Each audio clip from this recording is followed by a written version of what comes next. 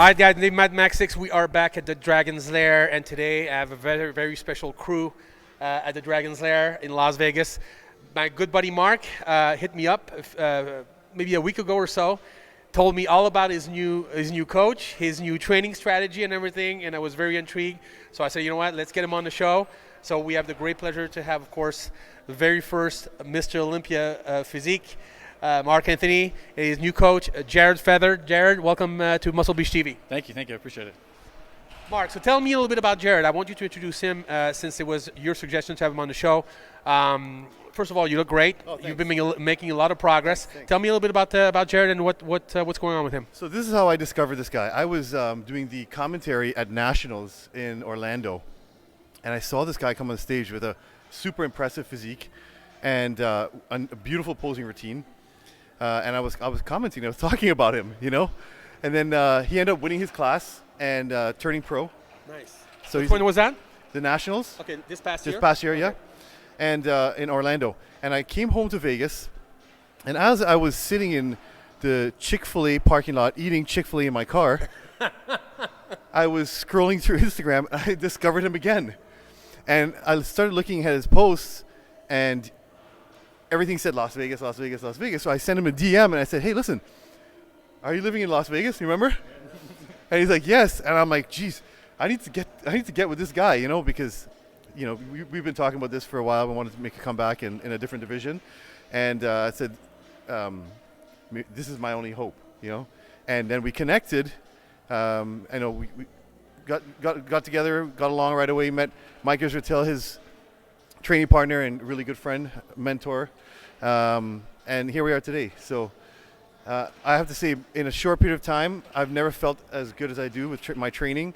I could be more consistent, and Jared's on my ass, which is what I need. But a lot of progress in a short period of time, and zero joint pain or my back injury is getting better.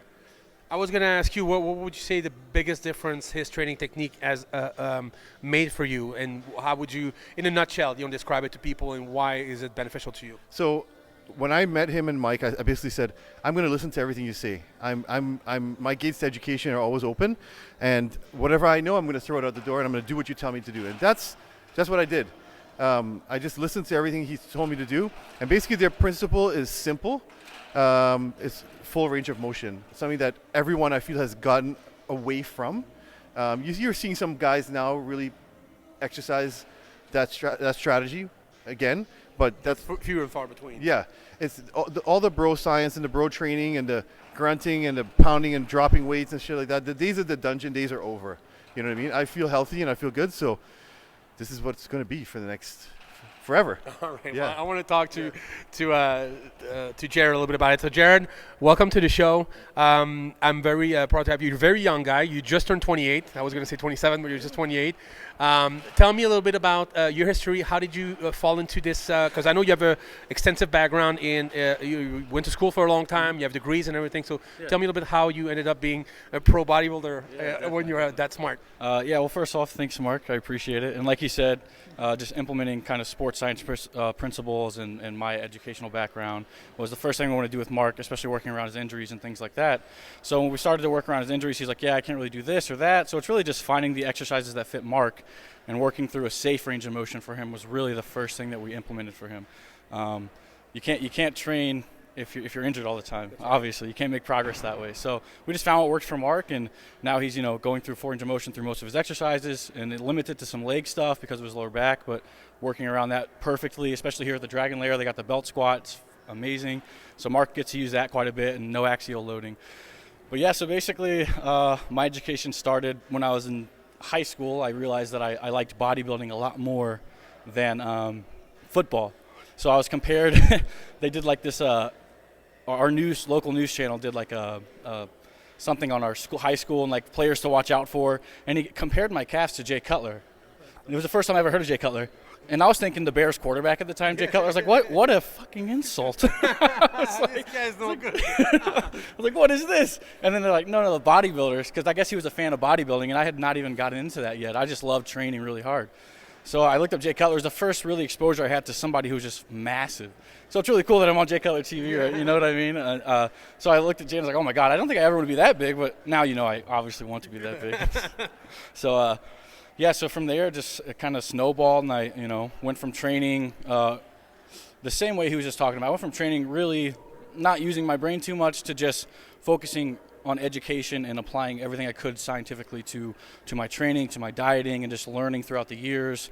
Ended up meeting like Mike Israetel in my undergrad degree, and that was my professor and mentor for the longest time. Ended up becoming a colleague of mine, and now I have a master's degree in ex-phys, and we work together on a lot of projects. Mike is the guy who's in the video training with you guys. Yes, he's in the video training with us. The bald guy. They'll be asking, who's this big guy? The guy with the big back. Yeah. So I wanted to apply sports science to bodybuilding. I was really into sports science and periodization, and I was like, why don't guys use this in bodybuilding? Powerlifting uses it, weightlifting uses periodization, and everyone was. And when I ended up meeting Mike, I was like, oh, here's a guy who also values hypertrophy. His degree is literally sports physiology, sports science. And we clicked right away, and we've slowly been, implementing periodization and sports science into the bodybuilding realm, and it's really cool. And it's very fortunate to have people like Mark who hop on board and they can preach the good word of science. He obviously he's got the platform, and he's got the reputation, so I'm sure that's helpful. But why do you think, that's a good question, why do you think that not more people in bodybuilding are using science and get close to me, otherwise you're going to disappear. Yeah, there you go. Mike is giving us the sign over here. So why do you think people are not using it more in bodybuilding? And is that your goal, to actually bring that more to the mainstream? Oh, yeah, absolutely. And I think people, they do use it, and they tried to use it for the longest time. Like there were people like Ben Pekulski is pretty... Right, Ben Pack and Dorian Yates back in the day even, and Tom Platts, who was, I believe, a professor. Okay. And, they use it to the best of their abilities. So science is playing, catch up to a lot of the things that people thought worked, and some of the things that they thought worked don't work, and science is, proving that, dismissing that stuff. But it's just really bringing sports science over, and more people are getting into it. But there's a lot of like parroting and guru talk, and people just do what the guy who taught them, they do exactly what he said, or they say exactly what he said. And, understand. Yeah, right. Unfortunately, like a really good physique and education just haven't went hand in hand too much. Because if you were really good at bodybuilding, for the longest time, you just put, gas pedal bodybuilding. Like education was like secondary. Mm-hmm. And I just, a lot of guys are starting to finally put education first and getting higher degrees, and they're really looking for the science and trying to apply it to the best of their ability. So that's not to say that people weren't trying to apply principles to training, because everyone's doing that to the best of their ability. Nobody's going into the gym knowing they're not doing what's optimal. Like the guys who are at the top, they think what they're doing is optimal. It's just getting better science to them. They're gonna end up doing the things that actually are working more. So it's not that they're not trying to. Do you feel like having the internet today and have access to so much information is good, but it's also a detriment sometimes to the sport, because there's so much misinformation and Right. There's a lot of misinformation, but there's also a lot of really good information. I know, but how do you find out which is which? No, totally, and that's the thing. You see these guys with these a lot of degrees, and they're really jacked, and you're like, oh wow, what's this guy saying? Like Ben Pack did a good job of that, like you said. Yes. Jay Cutler preaches, full range of motion, and you don't have to kill yourself in the gym every single time you go in.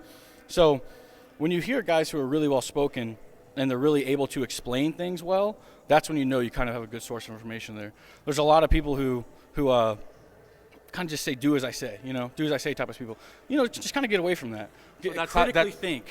Yeah, that's the advice you would give people. Absolutely. To know how to find the right advice versus the wrong advice. Absolutely. Just kind of, see what these guys are saying. And if the conversation boils down to like, just trust me, don't ask any questions. Dig a little more. Just a little more, at least a little more. Just do what I tell you. Yeah, for sure. Okay. So what do you want to do with this whole bodybuilding thing? Do you want to, and what do you do for work? Do you actually train a lot of people? How do you because you're actually from Missouri, and now you actually are in Vegas. You came with Mike because you had the opportunity to actually come here, and now you're not leaving. He says he's leaving, but Andy and I are not going to let him leave. Are you leaving? Are you going back to Missouri, or what? No. I'm going to Hawaii for a couple months, and I'm coming back here. That's not bad. I'm coming back here. Okay.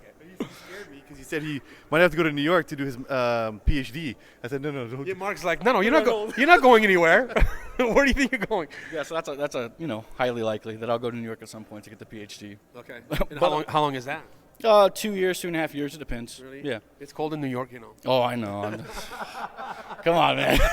Just saying. I know. Maybe I can, I'll go get through the winters, hopefully. How do you like the Vegas class compared to Missouri? I mean, we come from the cold. You know, we come from back east. So how do you like Vegas? This is way better. Yeah, I can't imagine living in Canada, guys. I don't know how you did it. Oh my God. Missouri, no choice. Missouri's bad too. Missouri's bad too. Missouri's really bad in the winters, so like negative degrees and. Mike's from Michigan. Yeah, and he loves Michigan. Even worse. I don't know why he's going back there. He should stay here too. But yeah, so like how I got into it, or what I want to do with it and everything. It's okay. Okay.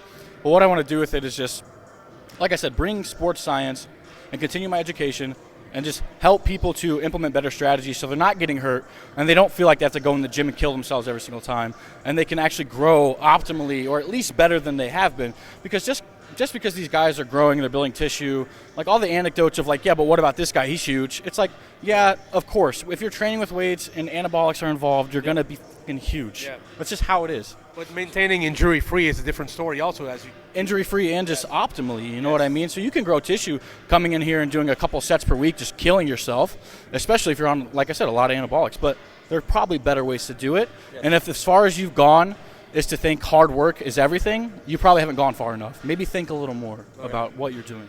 Well, obviously you're training people. Mark is one of them. Can people reach you to, and where can people reach you to actually hire you or get some of your help? So I work for Renaissance Periodization. The website is renaissanceperiodization.com. Probably can put something up. It's hard to spell, I know. My Instagram is just Jared_Feather. I'm on the Renaissance Periodization YouTube channel, which is where there's a plethora of information on there. It's literally an educational content platform. Plug the YouTube channel, yeah. Yeah, it's amazing. Dr. Mike Israetel is doing most of the videos on there. We have a physician who specializes in fat loss. He's a obesity doctor.